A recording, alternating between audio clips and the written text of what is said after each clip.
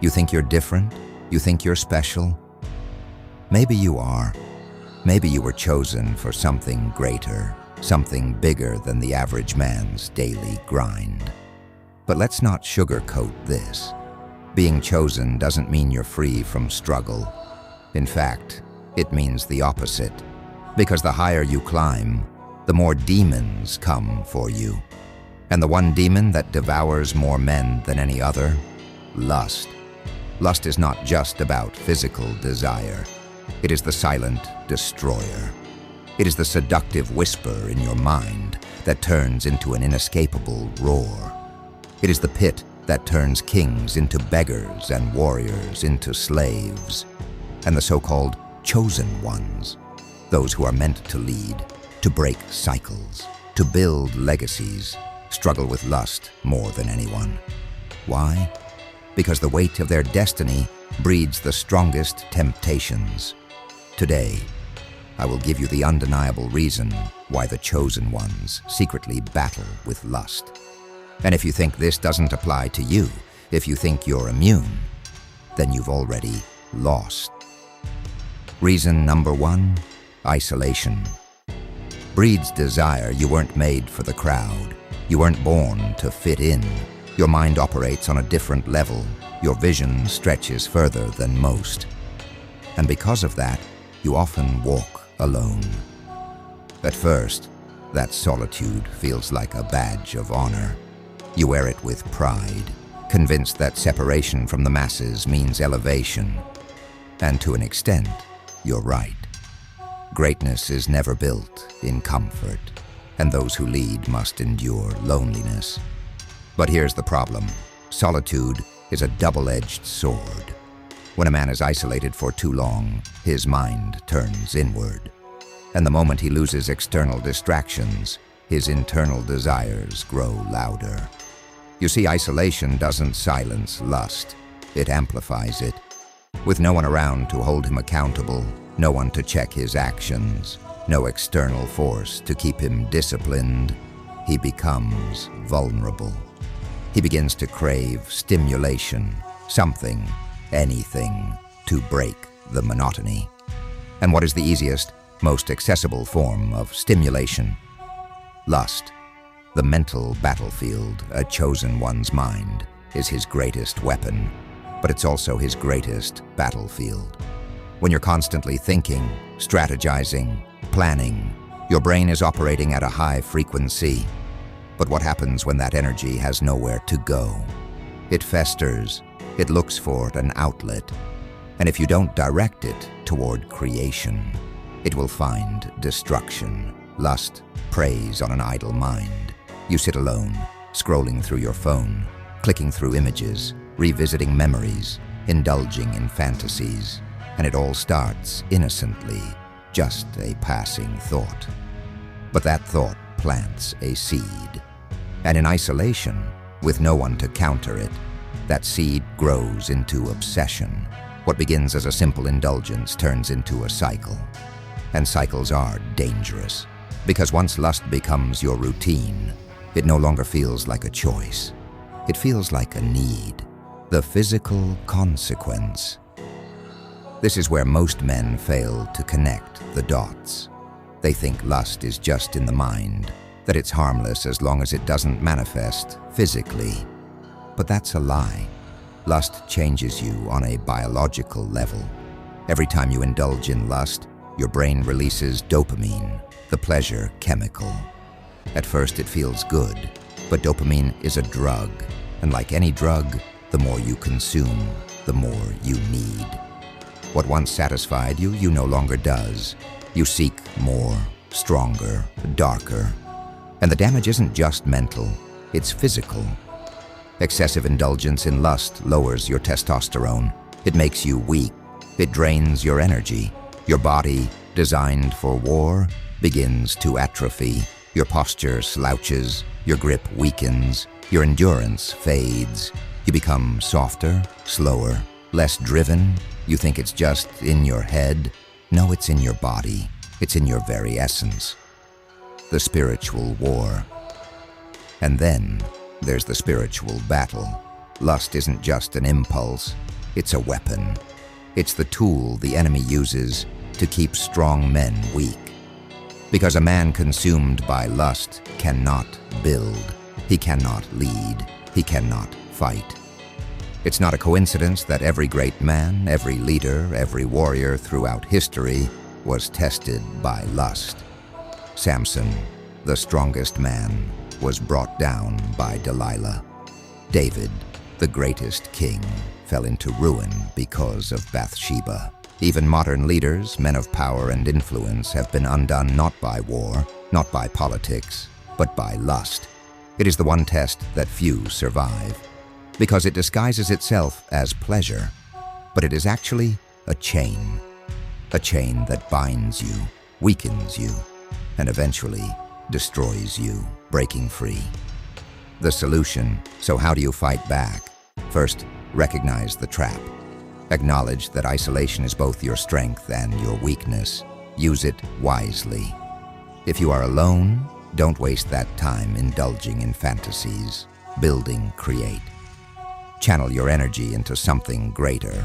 Second, control your environment. Remove temptations. Keep yourself accountable. Surround yourself with people who challenge you, who keep you in check, who won't let you slip into the abyss. Third, master your discipline. This is the most important step. If you cannot control your urges, you cannot control your future. Build habits that reinforce strength. Train your body. Sharpen your mind. Starve your lust, and feed your purpose. Lust is not just a personal struggle. It is a battle for your soul, your destiny, your legacy. And if you don't fight it, it will consume you. Reason number 2, the curse of a strong mind. A sharp mind is a weapon, a tool that separates the chosen from the masses. It is the foundation of vision, discipline, and power. But the very thing that elevates a man can also become his greatest burden. You see, most men don't think deeply. They move through life on autopilot, reacting to their surroundings like mindless consumers, never questioning, never analyzing. But your mind operates on a different level. You strategize, you anticipate, you dissect every situation, every interaction, every possibility, and that is where the curse begins. The overactive mind and the illusion of control. A chosen one's mind is never still. It is a machine that constantly processes information, building scenarios, constructing outcomes, predicting the future. This is a gift, but it comes with a price. When left unchecked, it becomes a breeding ground for destruction. Lust thrives in the space where the mind wanders without purpose. The ability to visualize, to construct vivid imagery in your head, this same power that allows you to create, to innovate, to lead, also enables you to indulge in the most elaborate, hyper-detailed fantasies. Unlike the average man, whose thoughts are fleeting, your mental images feel real. And the more detailed they become, the more they feel like a necessity rather than a distraction. The mind that is strong enough to build empires is also powerful enough to build illusions. Lust hijacks that power, bending it towards fantasy, tricking the brain into believing the illusion is just as good as reality. The loop of mental indulgence. Lust does not require physical interaction to consume a man. The battle is fought and lost in the mind first. You start by allowing one small thought, just a brief indulgence. That thought grows roots. It becomes an idea, then a scenario, then a replaying loop that won't leave you alone. It takes over your focus, creeping into your work, your training, your goals. And before you know it, your mind, the very thing that set you apart, is now your prison. It doesn't stop there. Because the mind is always seeking something greater, the fantasies evolve. What once satisfied you now feels dull. You need more stimulation, a more vivid mental escape. something stronger, and so begins the descent. This is how even the most disciplined men find themselves ensnared, because they believe they are in control. They tell themselves, it's just a thought, just a moment. I can stop anytime I want. But the truth is, the mind that fuels your greatness is also the mind that chains you. The mental drain. How lust weakens the mind. When you indulge in lust, you are not just wasting time. You are depleting your most valuable resource, mental energy. Every decision you make, every goal you pursue, requires focus, clarity, and willpower. Each time you surrender to lust, your brain releases dopamine. At first, it feels good, but dopamine is the currency of motivation. It is the fuel that drives you to build, to achieve, to conquer.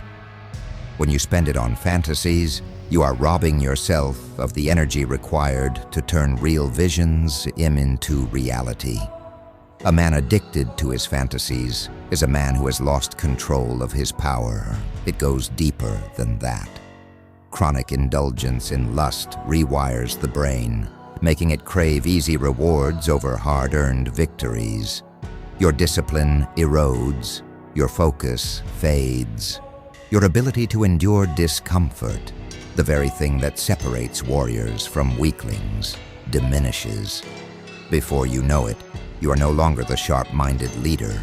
You are sluggish, unmotivated, you procrastinate, you lack fire, and you wonder why. Breaking free, mastering the mind. If you want to reclaim your power, you must reclaim your mind. Disrupt the cycle. The moment lustful thoughts arise, attack them. Interrupt the pattern. Stand up, move, train. Shift your focus immediately. You must not allow your mind to entertain these thoughts for even a second. Create mental barriers. Stop feeding the beast. What are you exposing yourself to? What habits are fueling the fire? Identify the sources of temptation, whether it's social media, certain movies, late-night habits, and cut them off. You are not weak. You're simply allowing too many triggers into your life. Channel the power elsewhere. Your mind needs a target. Give it something greater than lust, a mission, a vision, an obsession that is more rewarding than temporary pleasure. Train harder, read more, build something. Fill your mind with challenges so intense that lust has no room to exist. Rewire your dopamine system. The more you seek instant gratification, the weaker you become. Shift your reward system from cheap dopamine hits to long-term fulfillment. Train your brain to crave achievement, growth, and victory. Make mastery non-negotiable. A man who cannot control his mind is a slave, and a slave cannot be a leader. There is no room for negotiation here. Either you master your mind or your mind. Reason number 3, the burden of influence. Great men are always tested. Those who carry influence, who move nations, who shape the destiny of others, are always watched. They are watched by those who seek to follow them, by those who seek to destroy them, and by the unseen forces that test their will. But the most dangerous test, lust. Lust is not just a personal weakness. It is a strategic weapon used against the powerful. It is the force that has toppled kings, shattered empires, and undone the greatest of men. And for the chosen ones, the men meant to lead, the burden of influence only makes the temptation stronger. The weight of leadership and the allure of escape leadership is exhausting. It demands mental, emotional, and physical endurance. The pressure to perform, to guide, to stay disciplined, and to carry others is relentless. And the heavier that weight becomes, the more tempting it is to seek release. Lust, in its many forms, offers an illusion of relief. It promises a momentary escape, a detour from the weight of responsibility. But what it really does is weaken the foundation upon which your influence stands. This is why history is filled with stories of great men who led armies, built civilizations, and commanded respect, only to be undone by a single moment of weakness. They did not fall because they lacked intelligence. They did not fall because they were weak in battle or in business. They fell because lust exploited the one thing they could not escape, the burden of influence, the curse of being watched. The moment you rise above the crowd, you become a target. Every action, every word, every decision is scrutinized. Your enemies watch for your failure. Your followers look for your guidance.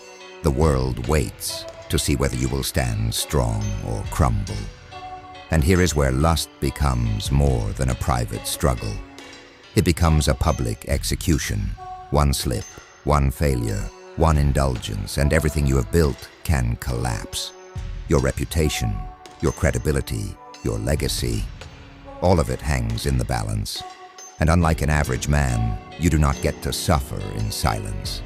Your failures are magnified, your mistakes are broadcasted. Influence does not just attract admiration, it attracts temptation. The more powerful you become, the more opportunities arise.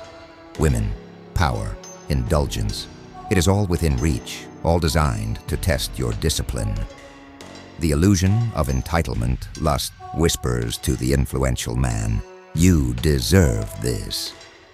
It tells him that he has earned pleasure, that after all the discipline, the sacrifice, the work, he has the right to indulge. And that is the most dangerous trap of all. Because influence does not grant immunity. It does not grant exemption from consequence. If anything, the higher a man climbs, the greater the cost of his fall. When a leader indulges in lust, he does not just harm himself. He harms those who trust him, those who follow him, those who believe in his mission. He sets a precedent. He weakens his own credibility. He gives his enemies the ammunition they need to destroy him. History has shown us this again and again. The men who let their influence justify their indulgence always end up weaker, diminished, and eventually forgotten. The solution: carry the weight, master the mind. So what is the answer? How does a man of influence resist the pull of lust? Recognize the setup. The more powerful you become, the more temptations will surround you. Do not be naive. Understand that the world will test you, and that lust is the most effective tool for your destruction. Guard your environment. What you expose yourself to matters. What you entertain in your mind matters. Be ruthless about what enters your space, because once lust finds a crack, it spreads like a disease. Accountability is power. A man of influence cannot afford to be isolated. Surround yourself with men who hold you to a higher standard, men who will call you out when you are slipping. Weak men avoid accountability. Strong men demand it. Master the need for relief. You cannot lead without pressure, and you cannot carry influence without stress.